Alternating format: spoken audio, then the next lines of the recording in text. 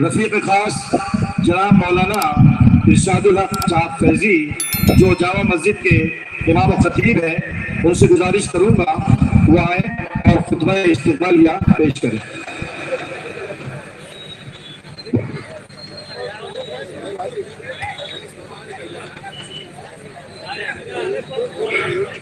السلام علیکم ورحمۃ اللہ وبرکاتہ۔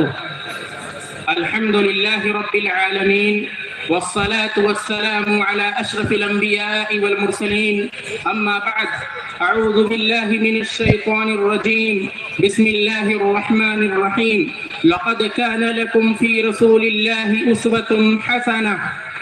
سب سے پہلے میں اللہ رب العالمین کی تعریف و توصیف بیان کرتا ہوں کہ جس کی توفیق اور مدد سے آج کا یہ پروگرام الحمدللہ منعقد ہوا۔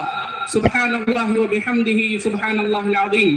بعدہ بے شمار درد و سلام نازل ہوں تمام انبیاء کرام علیہم السلام پر، بالخصوص ہمارے آخری نبی آخری پیغمبر جناب محمد رسول اللہ صلی اللہ علیہ وسلم پر، کہ جن کی اتباع کرنے کا ہمیں پابند بنایا گیا۔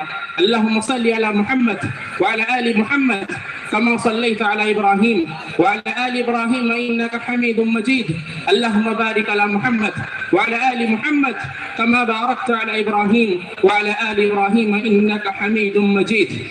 معزز علماء کرام، مہمانان اعظام و جملہ سامعین و سامعات، آج کے اس اصلاح معاشرہ کانفرنس میں میں دل کی گہرائیوں سے آپ تمام حضرات کا خیر مقدم کرتا ہوں، استقبال کرتا ہوں، اہلا و سہلا و مرحبا۔ محترم حضرات، آپ سب مبارکباد کے مستحق ہیں کہ دور دراز سے سفر کی دقتیں، سفر کی صعوبتیں اور سفر کی پریشانیاں جھیل کر کے، برداشت کر کے ہمارے اس دینی پروگرام میں حاضر ہوئے۔ میں اللہ تعالیٰ سے دعا گو ہوں کہ الہ العالمین آپ کی آمد کو قبول فرمائے اور دنیا و آخرت میں اس کا بہترین بدل عطا فرمائے۔ محترم حضرات، آج کا یہ دور امت مسلمہ کے لیے بڑے فتنوں اور آزمائشوں کا دور ہے۔ نبی اکرم صلی اللہ تعالی علیہ وآلہ وسلم نے ارشاد فرمایا تھا، یصبح الرجل مؤمنا ویمسی کافرا او یمسی مؤمنا ویصبح کافرا یبیع دینہ بعرض من الدنیا، کہ ایک وقت ایسا آئے گا کہ ایک انسان صبح کے وقت مومن ہوگا، شام کے وقت کافر ہو جائے گا، یا شام کے وقت مومن ہوگا، صبح ہوتے ہوتے ہی کافر ہو جائے گا، اور دنیا کے تھوڑے سے مال و متاع کی لالچ میں اپنے دین کو وہ بیچ دے گا۔ آج عقیدے کا فتنہ ہے، عمل کا فتنہ ہے، مال کا فتنہ ہے، اولاد کا فتنہ ہے، شبہات کا فتنہ ہے۔ ضرورت اس بات کی ہے میرے محترم بھائیوں، خواتین ملت اسلامیہ، کہ ہمارا لاہے عمل تمسک بالکتاب و سنہ ہو۔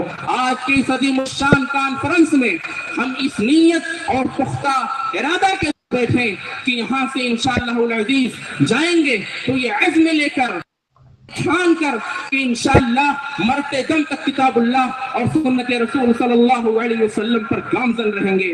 میرے بھائیوں، یہ جلسے ذوق تماشا کی تسکین کے لیے نہیں ہوتے، بلکہ ان جلسوں کا انعقاد اس لیے کیا جاتا ہے تاکہ ہم اللہ تبارک و تعالیٰ کے حقیقی بندے بن جائیں۔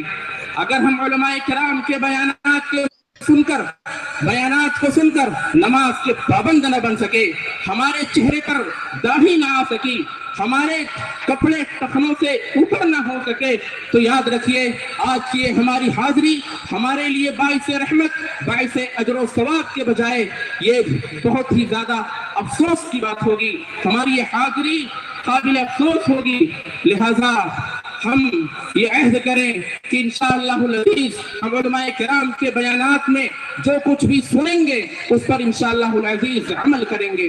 آپ سب کو میں بار پھر دل کی گہرائیوں سے مبارکباد پیش کرتا ہوں اور دعا کرتا ہوں کہ رب العالمین ہم سب کی حاضری کو قبول فرمائے، ہماری نیتوں میں رب العالمین اخلاص پیدا فرمائے، اور ہماری یہ معمولی سی کوشش کو رب العالمین شرف قبولیت کا درجہ عطا فرمائے۔